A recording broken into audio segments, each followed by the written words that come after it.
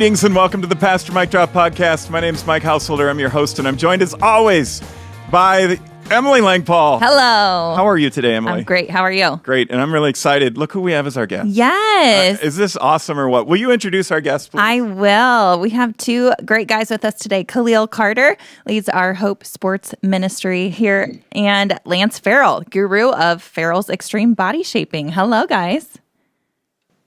Hello, thanks for having us. Yeah, thanks for having us. Thanks for being here. I'm really glad you guys are here. It's good to be surrounded by people who are real athletes. Once in a while. That's really nice, because today we are here to talk about faith and fitness, specifically in the midst of this crisis, this COVID-19 pandemic that we're in the middle of. Yeah. And we want to get rolling. We've got kind of an icebreaker question, Emily. What's your icebreaker today? Let's go over your highest achievement in your athletic career, or your highlight to yourself. Highlight to yourself in your athletic endeavors. You guys have actual real ones, Yeah. that are pretty impressive. So either one, Lance or Kahlil, jump in. Well, I as a walk-on in college, I played indoor football to begin my career, and I was one of the first players, if not the first player, to ever make it to the NFL out of a league or a team like the Barnstormers. I mean, I was making $250 a game, Wow. And then I got a 2-year deal from the Buffalo Bills. So that was a lot of hard work, and in the end, a lot of faith to get me to that point. And I'm really pleased and proud of that accomplishment, even though I don't think I did much. I think that God had it predetermined for me to be there at some point, and that was an amazing achievement. So before we get into the deeper stuff, I've always wondered, and you have a perspective on this unlike very few others do. What is the difference between arena league football and wide open regular American football like we see on Sundays in the fall? Yeah, I think the number one thing you would think of is run game. Other than a number of players that are on a field at a particular time, I think it's 8 in arena football, and then there is, of course, 11 men in NFL or college, and then, of course, 12 in the Canadian Football League. Number of players, but the run game, in the outdoor game, there is so much of a commitment to the run game. First down, second down are really big run downs. Third down will be a pass down. In the arena football, it is a passing league, and so you may see 50 attempts, you may see 10 touchdown passes from the better players in that league on a regular basis. I know I've been on both ends of that. And I think a lot of the quarterbacks have the ability to play outdoors, whereas the running backs from outdoor game don't really fit into the indoor game. Right. And then you mentioned Canada, the Canadian Football League. There's 12 players on each side. I'd forgotten that. And do they still do 3 downs instead of 4 for a first down? Yes, they do. It is 3 downs. So you're punting on second down most times. So I'm sorry, on third down after 2 downs. So you might run 1, pass 1, or some conjunction of the 2. Wow. It's really unique league. Other than the rules in that league, it is very close to 11-man football, but the 12-man, and also there's a yard of space between the offensive line and the defensive line. Oh, that's right. There's the gap, right? Like Yes. Dallas used to have that flex defense, right, where they'd sit back. But in Canada, it's the rule. You had to do that. Crazy. You didn't just play in college and arena ball and NFL, but you played in Canada, and then you coached in Canada too, right? Yes. Yeah, I spent 3 years in Calgary, and I was under contract for 2 years in Montreal. I played for 10, and I can tell you it was very similar experience from both vantage points. One, you're for the team. The other one, you are the team. And so I just enjoyed the experience overall. Wow. That's great. Yeah, cool. How about you, Lance? Athletic highlight of your life so far? Before I say anything, I would just like to preframe this that the older I get, the better I was. Yeah. Isn't that true for all of us? So I was fortunate enough to win collegiate gold in the National Taekwondo Championships in 1984. Wow. Then I went on and competed nationally every year since in the overall national competition for the division that went towards the Olympic team. So that was my goal, to make the Olympics. Didn't make the Olympics, but in 1989 I won a silver in the U.S. Olympic Sports Festival. Then in 91 I got a bronze Olympic Sports Festival. And my claim to fame is losing the teen trials to Herb Perez, who got a gold in the 1992 Olympics. And we fought twice in the teen trials, and he won the last one by decision. So I feel pretty good about that. Oh, wow. I didn't make the team, but I got beat by somebody who was pretty good. Man, Lance, that's so much closer to the Olympics than I will ever be. I mean, that's incredible. And now, Lance, you live in Des Moines. You grew up in Iowa, right? I did. I was born in Des Moines, Broadlands Hospital, and then grew up in a little town of Guthrie Center, Iowa. Then moved to a farm when I was about 12 years old, and so that's when my fitness career kind of started, is doing the farmer, which I didn't know, but that's hard work. So you develop some muscles when you're a little kid, right? Yeah, and now you're the owner of Farrell's Extreme Bodyshaping, right? And how many different fitness centers or gyms do you have? We currently have 68 locations in 13 states, and we started in Iowa and grown organically. And we just threw the net out to start growing a little more non-organic, to teach people how to do this.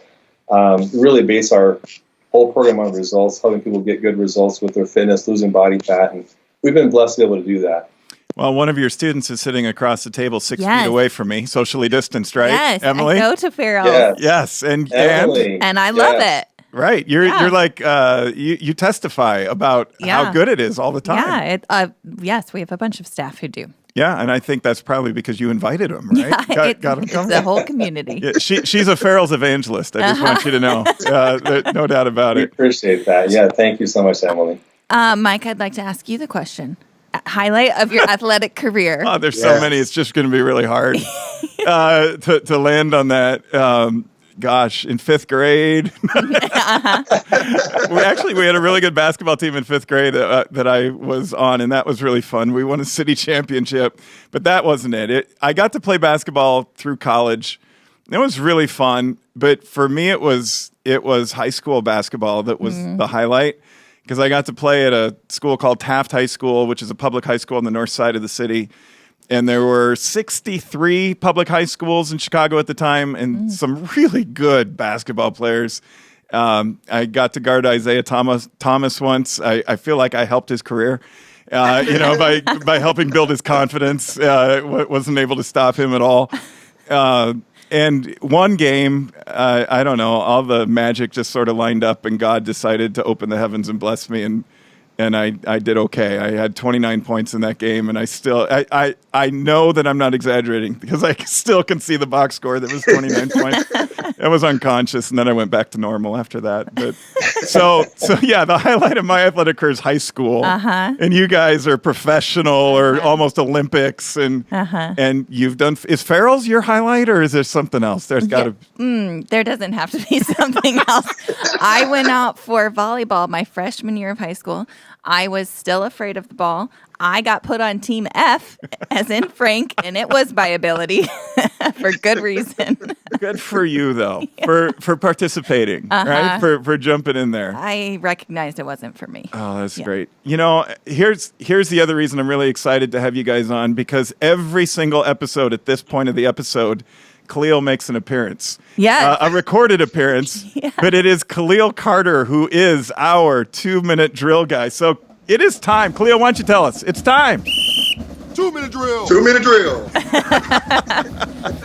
There it is. You see, it's your coaching expertise from the Canadian Football League. You just like inspire us to ask these questions. Yeah. Emily's got some good ones for you guys. Hit us. Well, the first one, tell us more about your sports and fitness story and how it all began for you. So I'm going to piggyback on what Kahlil said earlier. His football career, my goal was to walk on Iowa State University, and my last high school football game, I blew my knee out. So instead of doing football, I had to do something else. I got into martial arts. So, they say, hurt yourself, it's a bad deal. I thought my life was over because I couldn't play football, but it actually was a new beginning for me in martial arts. Then, ISU martial arts, I mentioned competing, trying to make the national team, Olympic team. And then in 1998, we actually opened in Des Moines in 1989. In 98, started doing kickboxing. Billy Blanks was promoting his Taibo videos, and women were calling saying, hey, we want to do kickboxing. So we started a kickboxing program. In 2000, read the book Body for Life by Bill Phillips, took what bodybuilders know, made it so the average person could do it, have success losing body fat. So in 2001, we started our Farrell Extreme Body Shaping based on the book Body for Life. And the results have, like I mentioned, they've been phenomenal. But grew organically from the very beginning there. And look, I got through it like a minute. How did I do it? You're right on the 2-minute drill. How about you, Kahlil? Yeah, I grew up in a pretty tumultuous environment growing up in inner city Washington, D.C., and then in Little Rock, Arkansas, when the beginning of gang violence hit that area. And my faith had always been a shield for me. Football had also become a safeguard for me because I was not at home. I wasn't in my neighborhoods. I was away from those dangerous environments. I didn't have a father in the home, so my coaches became father figures for me. And that really instilled a faith in me early that it was bigger than me. I never expected to be in the NFL. I never expected to be professional. I just loved the game. I probably could see myself coaching maybe at some point because I approached the game academically. But my faith is really what was the driving force for me to believe in the end that I could actually get there after some really tough trials and tribulations in my life. And so my faith has always been about something more than myself. And then I got to see that firsthand through sports, and it really created the person you see today, someone who loves God, but can't turn the TV off when the sports is on. Well, you just described me too. That's awesome. I can relate. Second question, what does Christian faith have to do with fitness and physical health? Lance, we'll start with you. All right, yeah, so 1 Corinthians 6, 19 through 20 says, do you know that your bodies are temples of the Holy Spirit who is in you, whom you have received from God? You are not your own. You are body of Christ. Therefore, honor your bodies. Honor God with your bodies. This is kind of important, I think some people will get something free and they don't really honor it. I bought an old 1974 Dodge Charger when I was a kid. I paid for it with the money that I earned. I was washing that car. I was waxing. I was fixing. I was working on it. I really respected it because I had to pay for it. Sometimes we take for granted our own bodies because they didn't cost us anything that we know of, but they cost us a lot.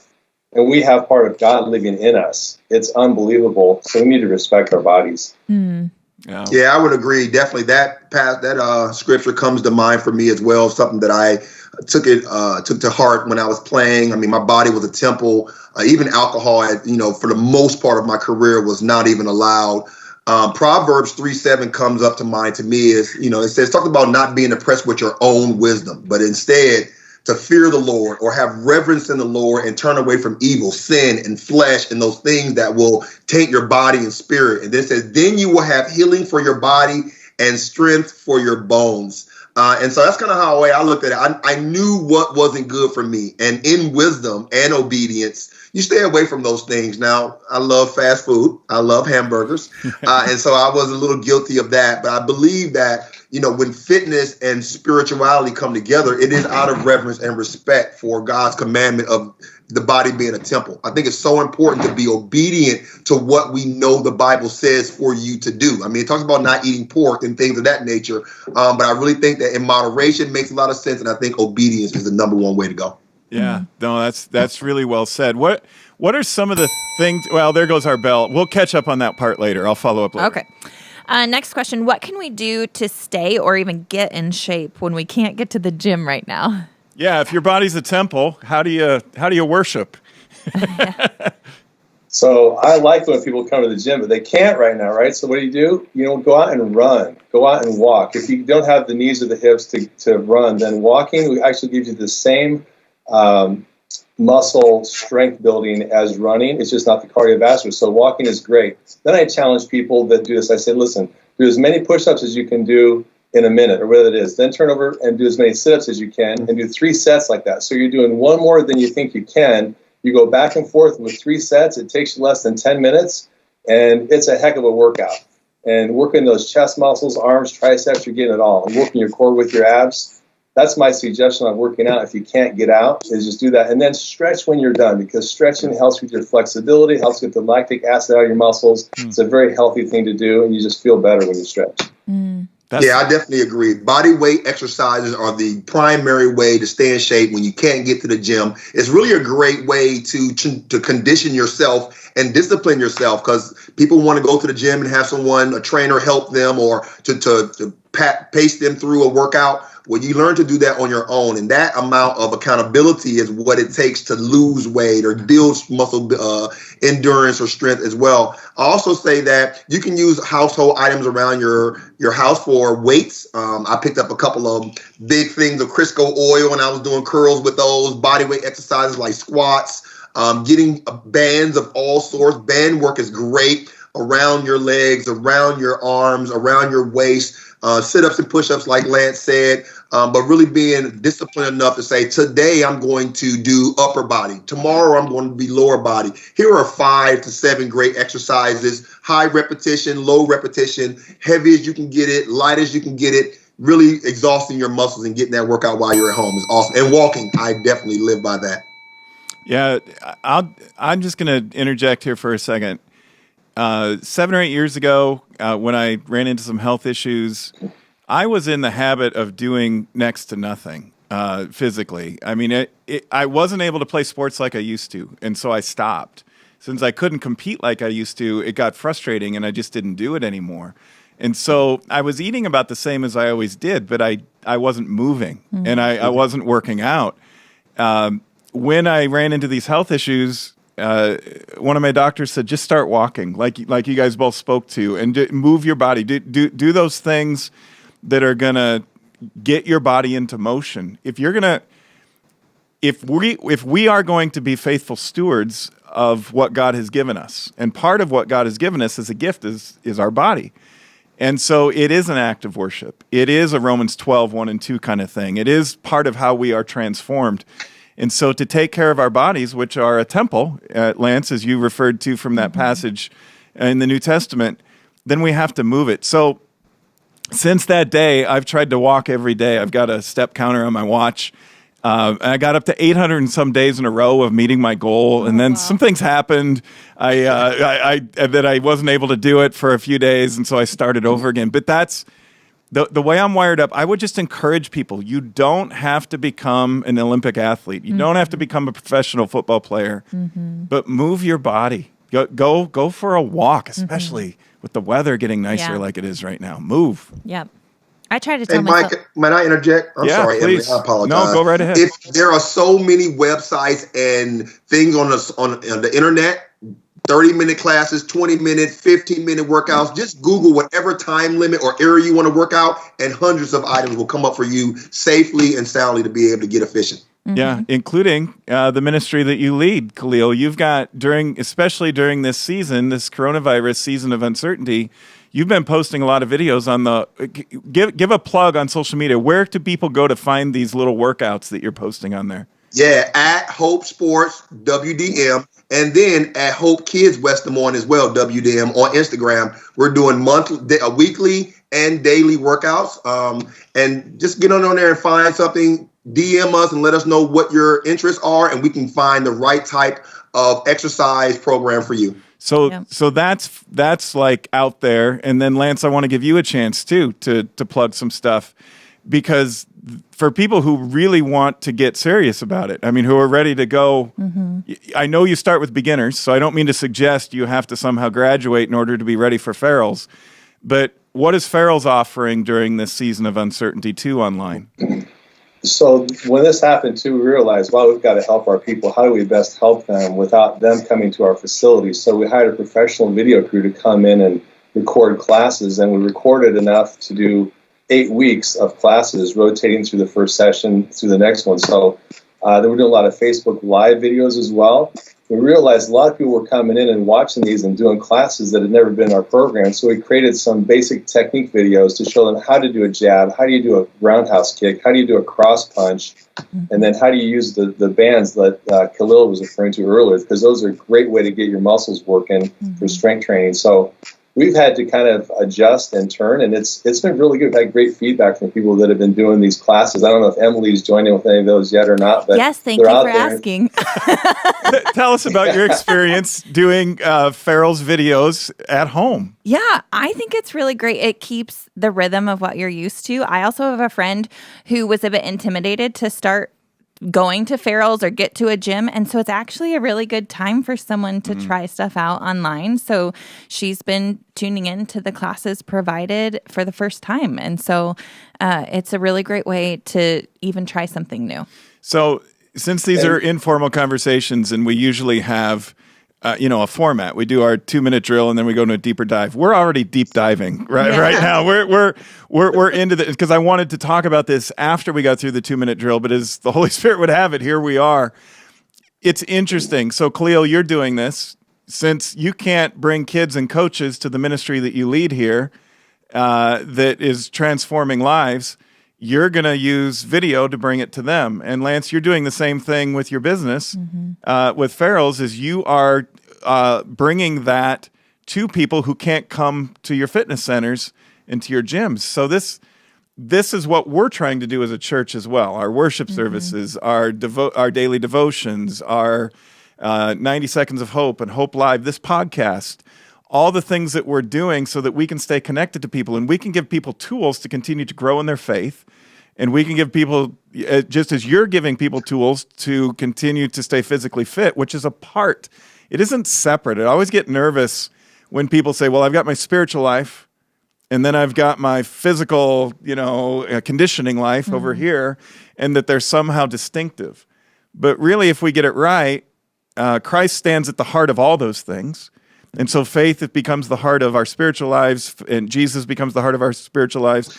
Jesus becomes the heart of our physical fitness, and it just comes out from there. And I know that is something that you both carry in your hearts as well, is to do things in a Christ-like way as best you can.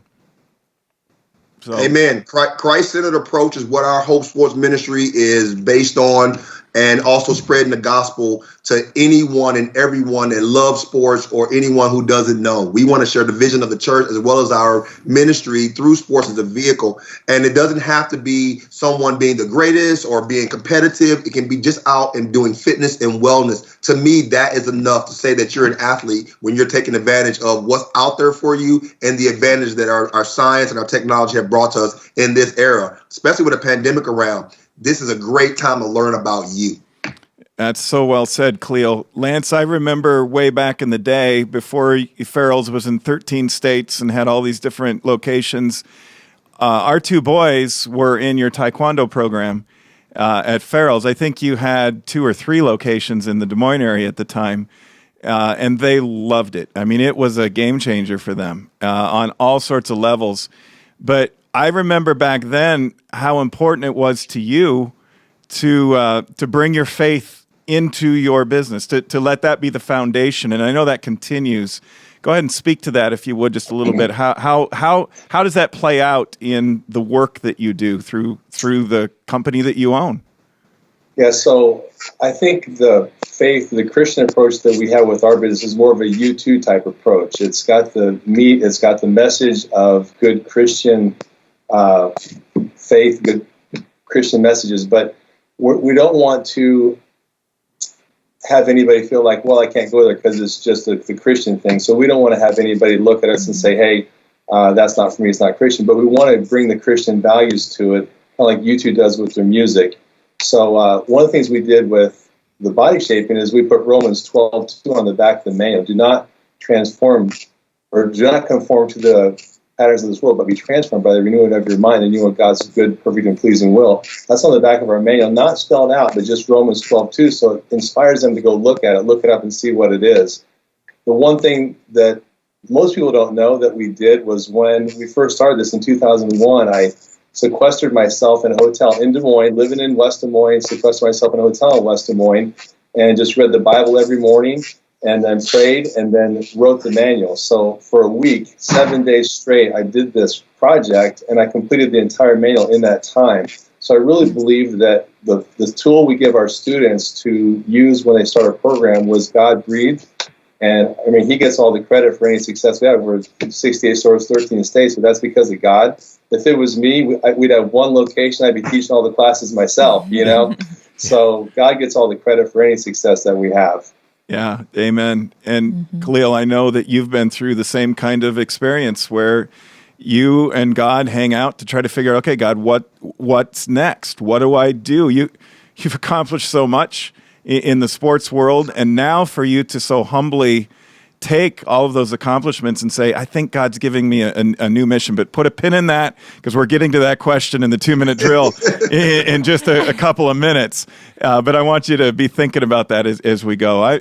That's what I mean by how it's always inspiring for me to hang out with you guys, because it's so genuine. It is, you are Christ-centered. And like you just said, Lance, that doesn't mean that you have to do it in such a way that it's going to push people away from coming to work out or being a part of the ministries that you lead, Kahlil. We're actually doing this to bring the light of God's love through us, through the values that we share, through the way that you run your business, through the way that you carry out your ministry, through the way, Emily, you and I are called to do the same on a regular basis. So, all right. So we pushed the deeper dive into the 2-minute drill, but I couldn't help it. That was just, it was too good. The fruit was hanging right there. We had to dive in. But let's get back to our 2-minute drill, because we talked about fitness and moving our bodies. But I read something not that long ago that said that's 25% of the battle. 75% of the battle is what we put in. With that in mind, Emily? Yeah, that's sometimes harder. So the next question is, how can someone think in healthier ways about what they eat? So since I've been starting... You go ahead, Lance. Take this one. I always say you can't outrun your fork. Okay? You can't. That sounds like my grandpa back in the day. He would say, what you've got to do when it comes to nutrition... Oops, sorry, Lance. We're having a little technical difficulty there. I was just saying, it sounds like my grandpa. He used to have this joke where he says, I've got a problem with my elbow. Every time I raise it, my mouth opens, and I end up putting all this food down the hatch. So that's my problem. If I just get my elbow fixed, so then I'd be able to lose weight. But you were getting cut off, I think, on our feed. So go ahead and start that response again, Lance. So to me, it's about planning. There's all kinds of advice out there on the internet, as Kahlil mentioned. You can see what you need to do. We're happy to coach people through it, but you just have to know what you're going to eat and plan that out. And so you're not just grazing or snacking anytime you want. We've got to train our bodies to eat when they're hungry, and then pick the right foods to eat at the same time. So a lot of people don't have that discipline, or they don't apply the discipline that they know they should have doing that. Seems easy, right? Yeah. Just don't eat this, but eat that. Kahlil, what kind of a difference did nutrition make for you now, but also when you were a professional athlete? I mean, it's a big deal, isn't it? Yeah, it was. Planning was definitely something that was a part of it. Always keeping in mind your food groups and what you ate for breakfast. So to me, in the morning, fruit and veggies or fruit and grains are great. They get your metabolic and your digestive system kind of going.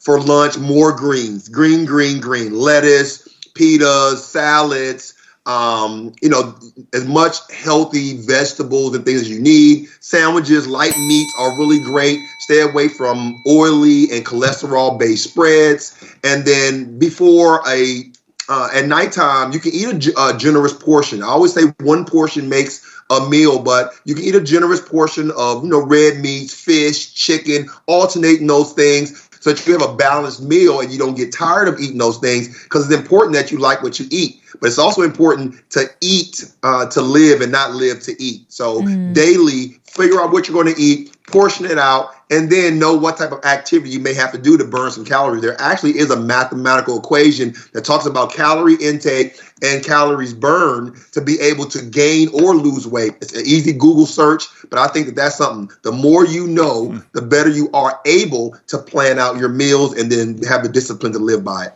Yeah, we are what we eat, and that's sometimes a little bit of bad news when you think about it. I don't really want to be a potato chip, so I think I'd rather be a piece of spinach like Popeye.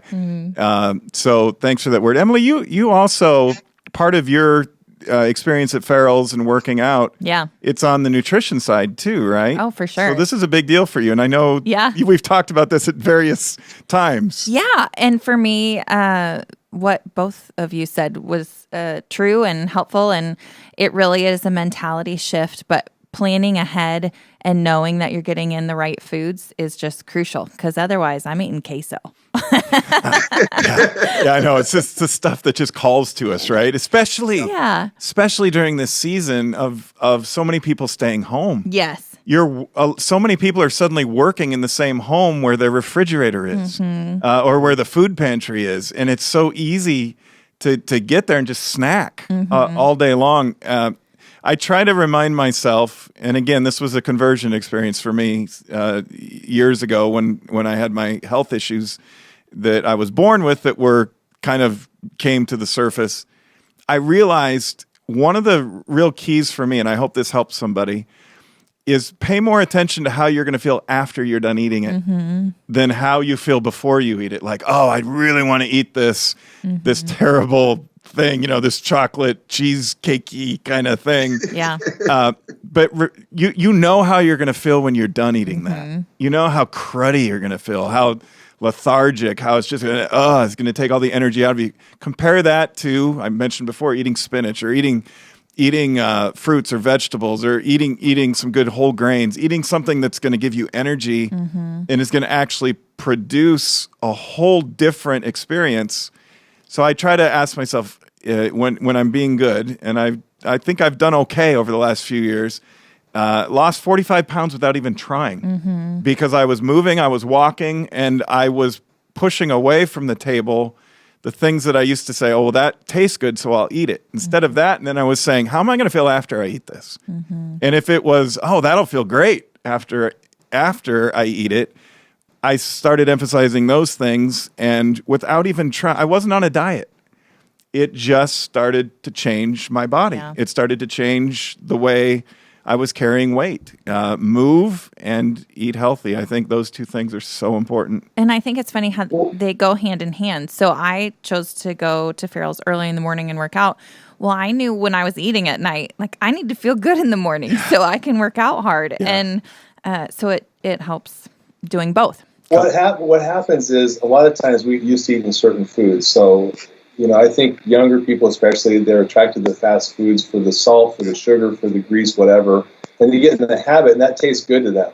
What people don't realize, though, is that have eaten healthy for a while, the healthy food actually starts to taste better. Yes. And then you get away from the sugary, the really salty stuff. So, like, for example, I used to drink Mountain Dew as a kid. It was terrible. I drank it all the time. It was bad. I dropped caffeine. When I was competing hard, I'd actually quit drinking that stuff. But if I, would somebody have a Mountain Dew or something, take a drink of that, it's got so much sugar that I can't even stand to drink it now. So my taste buds have changed, and so that stuff actually does not appeal to me ever. So that's a good thing. You can change what your body really wants. Because of my health. You also got to be responsible enough to shop intelligently. When you go shopping, instead of buying those sweets, because they're going to be in your pantry, especially during the time that we're at home, shop a little bit more on the healthy side. That way you have to go eat those peanuts. You have to go get that celery and peanut butter, those carrots. And then again, it will develop a taste for it, and it'll become yummy carrots for lunch again. It's true. It's really true. I can't have caffeine anymore. It has a bad mix with one of the medicines that I have to take for this heart condition I was born with. And so I haven't had caffeine for 7 years, at least not on purpose. And so no chocolate, no caffeinated drinks, none of those things. At first, it was awful. It was like, oh my goodness. And now people look at me like, are you serious? You haven't had chocolate for 7 years? I honestly don't even miss it anymore. And you are so serious about that. I'm very serious about it. Well, there's a lot riding on it. So that helps a lot. Yeah, so right. They really don't have a choice, and that makes it a lot easier.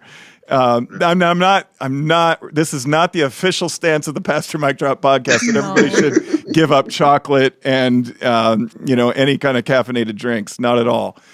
But it was something I had to do. Yes. And it is true. I actually like broccoli now. I actually truly do. And I hated it before. Yeah. So you develop a taste for the good stuff. Retrain your body. It's a temple. Yeah. Last question in our 20-minute drill, we should call it. Yeah. Kahlil, this one is to you. Why does Hope offer a sports ministry for kids and coaches and even adults? Yeah, I think everybody's experience in sports has been different. Like you said, Lance got injured in high school and really had his mindset and his heart set on playing at the collegiate level. I think that everybody's experiences kind of shape who they are going to be when it comes to just being competitive, their work ethics, how they approach mind, body, and spirit. And so when we can instill the right values in, let's start with young people early.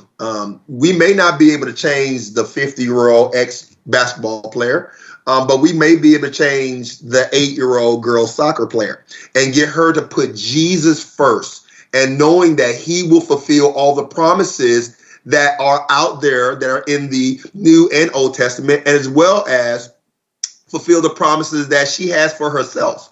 You have to have order. And in that regimented approach, which it seems pretty regimented, there is grace. And so you can fail, you can fall short, but it's still living in the spirit and not in the flesh. And so for our ministry, we're trying to get kids to see beyond the championships, see beyond the trophies, see beyond the participation, and see the value in fellowship, in leadership, in community, in hard work, and in sacrifice and selflessness. Those are the attributes of the greatest players and leaders in our world. And if we can instill those in kids and in their parents, and then in the referees and in the coaches, yes, well, that's our community. We change the community by insisting that we put Jesus as the focus of our dreams. What better dream is it to have the King of all kings lead you to your promised land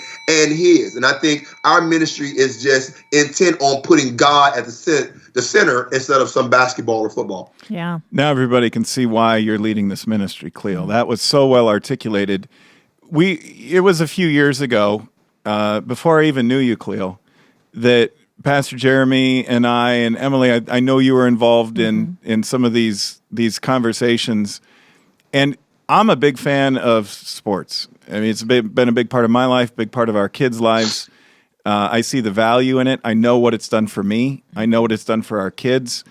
But sometimes we lose our balance when it comes to youth sports and the emphasis that we put on things that really shouldn't be at the core of those things. And the life lessons we're teaching kids by putting something other than Christ at the center of our pursuit of these victories and the pursuit of these scholarships even, or the pursuit as if that was the ultimate goal in life, was to achieve some sort of athletic success.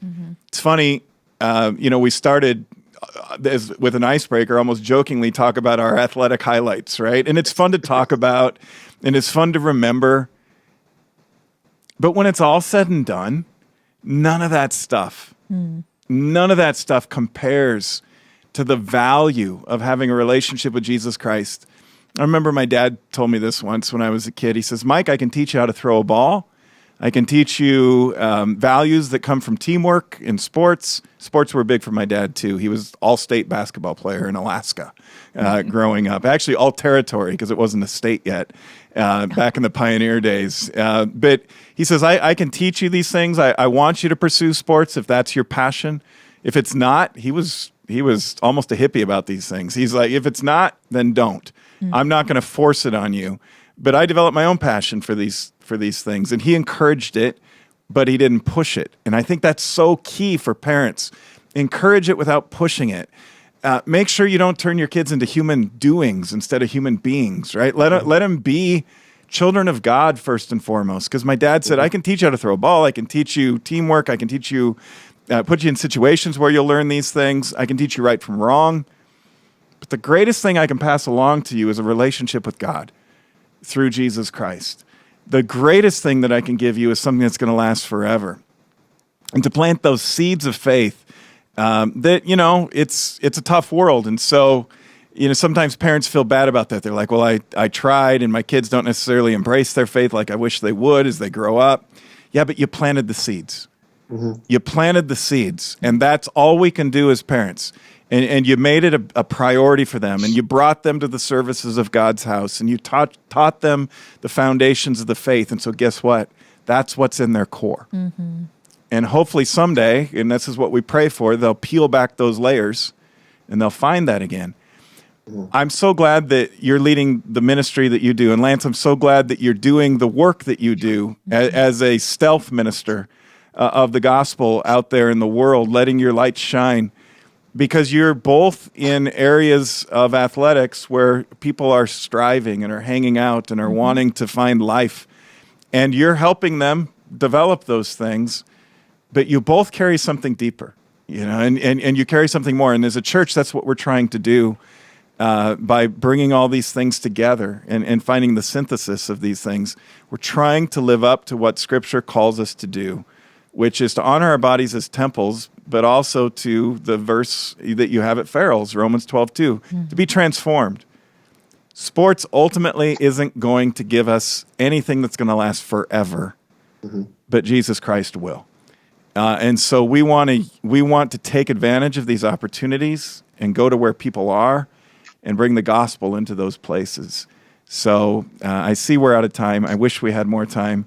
But this has been a really fun conversation. And I hope those of you who are tuning in that you pulled something out of that you see two really accomplished athletes here who are living for something more, who have found that light in Jesus Christ. And I hope that you would be encouraged and inspired to pass that on to future generations. Dive in. I mean, get involved in all these things. They're wonderful, but don't let it become your God. Don't let it become the thing that's bigger than everything else. We close every episode with a mic drop moment. Just means something we learned along the way in the conversation. Every good conversation, something happens where it's like, oh, I'm going to remember that. I'm going to pull something out of that somewhere along the way. So, Emily, what was a mic drop moment for you today? What did you learn? Yeah, well, I think we talked about some awesome practical ways to move your body or to eat healthier. And for me, Kahlil, at one point you mentioned grace and still having grace for yourself. And I think that is really key. I can't give up chocolate for 7 years, and that's okay. Nor should you. Right. Enjoy it. So if I could, I would. Yeah. So I think in the mix of those things for anyone just looking to improve their health or start their health journey, that's still important. It's still okay to take your own steps along the way. But the important part is to take the steps. Yes. Well said, sister. Lance, mic drop moment for you today. Something you learned in our conversation? Well, my wife wouldn't survive giving up chocolate for 7 years like you have. I learned that. But what I probably the biggest thing is, and Kahlil I think knows this, but he's planting seeds not only with the coaches, but for these kids to be future coaches and leaders of their team. So what you're doing is going to last for years and years after you're gone, because these people are going to become the leaders that they're seeing in you right now. So that to me is the biggest impact of this entire cast today. Well said, Lance. How about you, Kahlil? Yeah, I'm going to say the same thing on Lance. For a guy who had aspirations to play collegiate football and got injured, to pick up another sport and become Olympic level is a lesson for all of us, especially those of at home during this virus, those of us who have missed a season, a championship, a game, the opportunity to be recruited. Maybe you were a junior on the bench and now you're a senior and you had this year planned out and the virus took it away. Look at Lance Farrell. He's changed sports. He changed focus. He never lost faith, and now he is serving so many others. It can be done with God as your center. Well said. Yeah. My mic drop moment today is just completely explodes off of the screen from you guys. It's passion. And so in this COVID-19 season, you guys have not lost your passion. Everything's changed. Everything, in so many levels, things have changed for us. The way we function, the way we live, the way we run businesses, the way we lead ministries, the way we do church, the way we do life. Everything has changed on so many levels. But there are certain things that this virus cannot touch, and passion is one of them. And if there's a passion, like the passion that just exudes off of the two of you guys, a passion for Jesus Christ, a passion for people, a passion to make connections between Christ and those people, and also Christ-like values that you guys talk about. in coaching and clinics and sports, Kahlil, and leading classes online right now. Both you guys, Lance, that you do that through Farrell's. The passion just pours out of you guys. And I want to encourage everybody who's tuning into this episode today, hold on to those things that this virus can't take away because they're deeper. They're bigger than the stuff that it has stolen from us temporarily. And that isn't going to last. But the things God gives us, the opportunities to love one another, the opportunities to be faithful and to keep that faith and to hold on to hope, the opportunities to continue to pursue our passions, even though it's not as convenient maybe as it was, and the things that we've taken for granted, we're going to embrace when we get back to them. Hold on to those passions. Hold on to those things that God has called you to be. Keep being you. Kahlil, Lance, I know you guys will keep being you. You are two of my heroes. Thank you. Emily, you too. You're a hero of mine. Thank you for being you.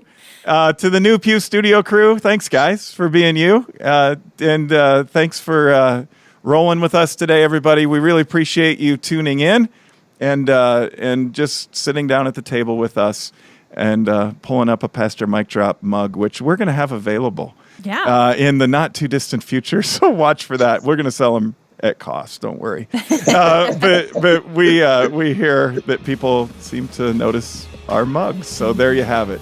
Thanks for tuning in, everybody. God loves you. We love you.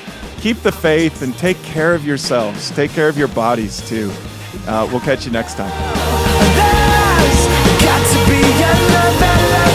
Hey, everyone. Thanks for tuning in today to the Pastor Mic Drop podcast. We would invite you on whatever app you are on to rate and review us to help get the word out. And in the meantime, if you can join us for worship, we would love to have you. We'll see you there.